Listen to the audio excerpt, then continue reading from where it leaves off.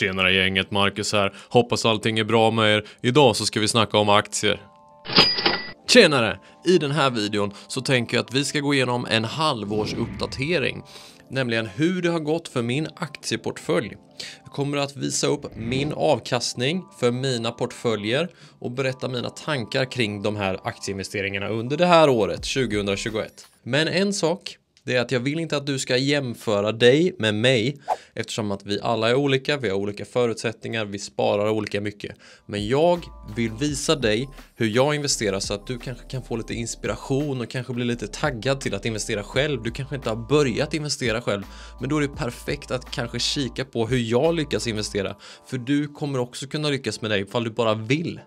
Tänk på det här, var långsiktig, jämför inte dig själv med andra på kort sikt, utan det är på 3-5 år minst som gäller. Och tänk också på att de här aktierna som jag sparar i, de ska inte ses som rådgivning, utan det här ska du bara se som kanske tips eller kanske inspiration till hur man kan investera. Läs alltid på om företagen själv innan du väljer att investera i dem. Hajar du? Nice! Alright, nu hoppar vi in på hur mina investeringar ser ut. Jag har 2 stycken investeringsportföljer i huvudsak som jag investerar igenom.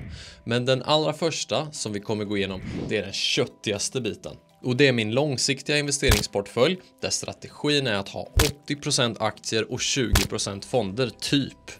Här kan min strategi förändras över tid, men helst så vill jag att aktierna, att jag ska vara långsiktig i dem, alltså äga dem i helst minst 3 år. Och sen så vill jag rida med de här företagen ifall de har ett så här positivt momentum eller de går bra eller ökar tillväxten eller sådär. Jag har ingen fast strategi eller regler eller så, utan hittar jag företag som jag tycker är intressanta så köper jag dem helt enkelt. Sen har jag en till aktieportfölj som jag startade för nästan 1 år sedan exakt i maj 2020. Och där var tanken att bygga upp en slags utdelningsportfölj. Men det blev inte riktigt så. Eller jag köpte utdelningsaktier men jag glömde bort den lite och det var lite tråkigt. Så den har fallit efter lite grann. Det mesta vi kommer att prata om det är den här långsiktiga investeringssparkontot som jag har.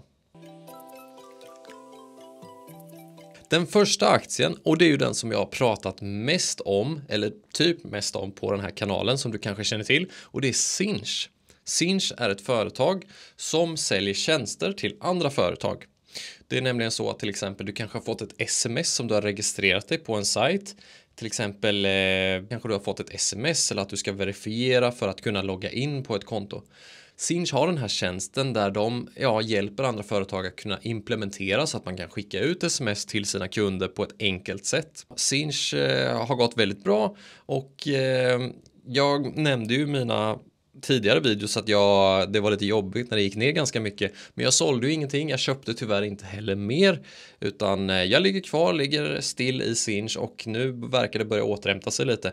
Vilket har återspeglat sig i min avkastning det här året, vilket är ganska nice.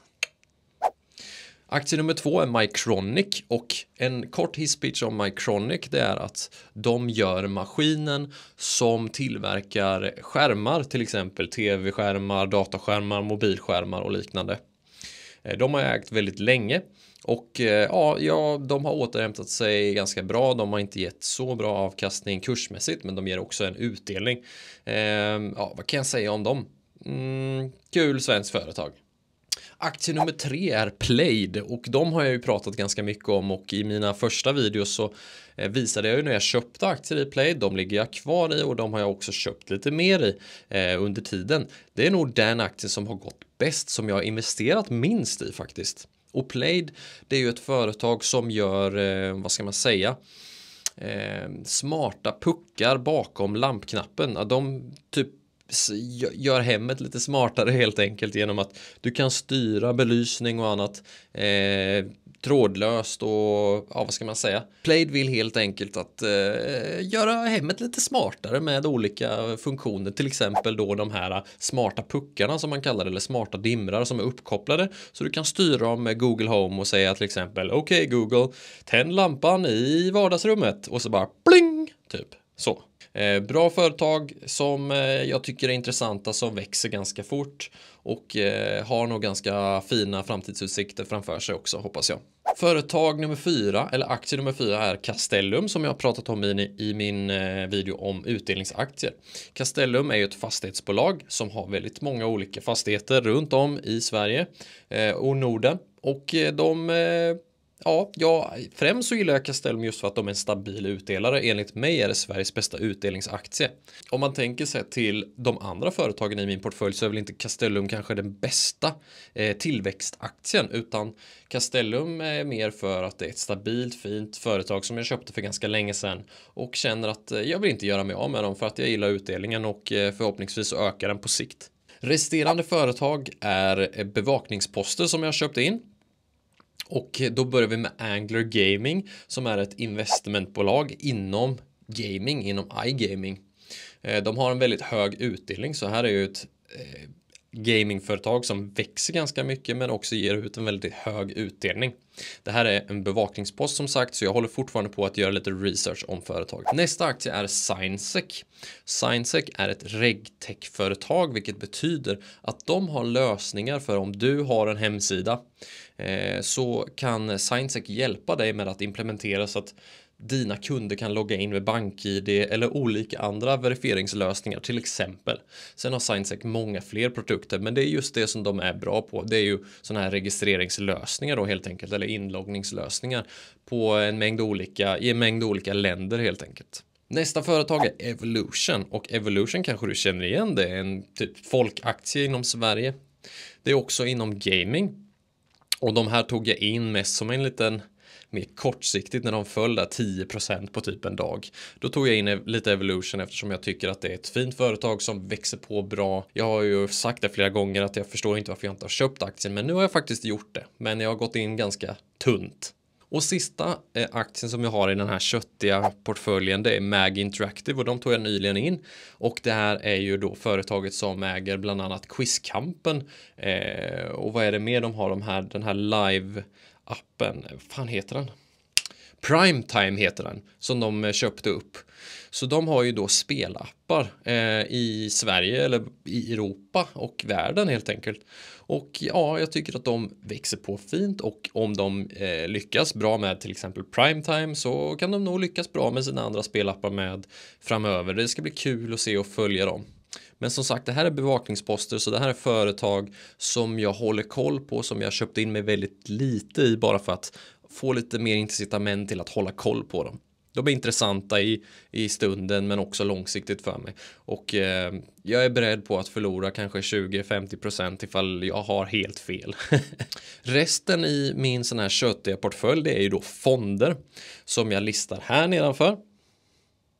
Och det är ju alltid aktiefonder som jag är intresserad av, och för mig just nu så är jag intresserad av teknik och småbolag mestadels. Men sen så har jag ju basen då i Spiltan aktiefond investmentbolag. Och nu tänker jag att vi hoppar in på portfölj nummer 2 som är min utländska kapitalförsäkring. Heter den, men det är svensk tiden också. Och tanken med den här portföljen, det var nämligen att investera i utländska utdelningsaktier typ. Och det jag gjorde var att jag började med att köpa Realty Income Corp, och det gjorde jag typ under coronadippen tror jag. Och ja, den här är jag lite trött på. Det är ett företag som investerar i fastigheter.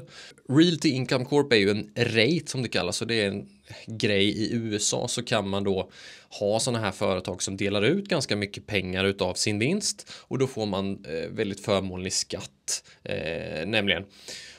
Och ja, de är ju kända för att man investerar i dem ifall man vill ha mycket utdelning, kanske kvartalsvis eller månadsvis till och med, och i vissa gånger och sånt. Men den här är jag lite trött på, jag tror att jag kommer sälja den faktiskt. Företag nummer 2 i den här utländska kapitalförsäkringen är Innovative Industrial Properties. Och vad gör de då? Jo, det här är också en sån här REIT. Och ja, det de gör är att de köper upp lokaler och fastigheter och hyr ut dem till cannabisbolag. En liten flummig nisch, men jag tycker det är jäkligt roligt. Så jag köpte ju faktiskt också de här i coronadippen där någon gång typ. I maj där då när jag startade den. Jag tyckte den hade gått ner lite. Och ja, men jag kom ju in ganska billigt och bra där. Men jag har tappat lite intresset för att läsa på om företaget, så jag vet inte hur länge jag kommer äga den faktiskt. Sen nyligen så köpte jag in mig lite tyngre i Cibus.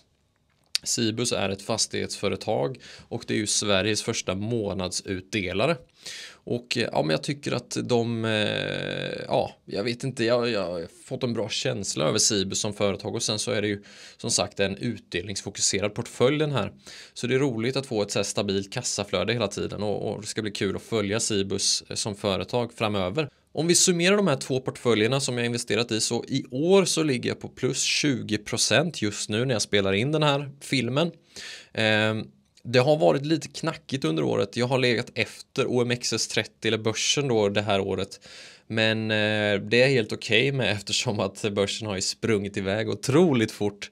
Så jag vet inte fan vad som har hänt, så jag är jäkligt glad faktiskt att jag har hunnit ikapp den här nu. Kikar vi bara på den långsiktiga portföljen så ser vi att i år så ligger jag just nu plus 21%. Och det här är ju den köttiga biten utav mina två portföljer. Kollar vi på den utländska kapitalförsäkringen så ligger jag bara plus 6,7%. Så det är en väldigt liten del av min totala portfölj helt enkelt. Och kollar vi direkt i kronor så är jag just nu plus 136 000 kronor det här året. Vilket är helt sjukt. Och Plaid står ju där för den största biten. Plaid har ju gått fruktansvärt bra det här året, så det är ju roligt att se att man har lyckats med någonting här i livet. Så hur känner jag inför framtiden? Jo, men jag känner mig ganska trygg med den här portföljen just nu faktiskt. Jag är väldigt inriktad mot tech och har varit ganska så tung i till exempel Sinch, vilket har påverkat avkastningen. Sinch har ju börjat återhämta sig ganska mycket nu, vilket är bra, men jag har investerat lite mer i till exempel Plaid, så jag har en ganska stabil fördelning bland de topp 3 aktierna i alla fall. Men ja, vi får hoppas att det håller i sig och att det inte blir allt för skakigt den här sommaren. Men långsiktigt så tror jag på den här portföljen. Vi får se hur det urartar sig resten av året. Jag vill gärna veta vad du har för aktier, så skriv gärna en kommentar här nedanför med vilka aktier och fonder som du har i din portfölj som du tror på under året.